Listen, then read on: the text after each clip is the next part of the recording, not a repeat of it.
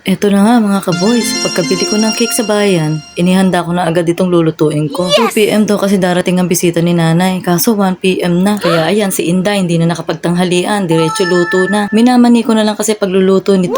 May binigay kasi dati ang bayaw ko na 2 lata ng spaghetti meat, so nakatipid ako dito kasi meron na siyang kasamang giniling at hotdog. 1 kilo lang naman kasi itong niluto ko. Ang gusto ko lang kasi regalo ko kay nanay, yung may konting effort, diba? Pero madali lang naman lutuin to, pinagsasama-sama lang naman lahat ng ingredients. Ang nagustuhan lang nila sa spaghetti ko ay nag-aagawang tamis, asim at alak. Kaya kapag may okasyon, kahit kila nanay, ako ang pinagluluto nila ng spaghetti. At eto na nga, syempre hindi mawawala ang asin, paminta, at pampalasa. Napansin ko lang, mukhang seryoso pagluluto ni Inday ngayon. Sobrang namang kinarir, ang daming nilagay na cheese.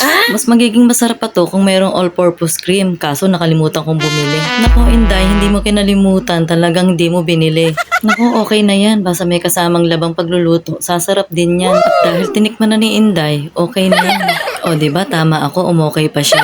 Ang ate ko na nga pala ang naglaga ng pasta kaya napabilis ang pagluluto ko. Halo ko na rin ng sauce sa pasta para mas malasa. Nagtira lang ako ng konti para sa toppings. At syempre, isang tambak na cheese na naman ang inilagay ni Inday. O ayan, ready na ang aking spaghetti. Sige, dadalhin ko na sa kabila ah. Abangan nyo na lang ang birthday celebration ng nanay ko sa next vlog ko. O paano guys, see you, bye!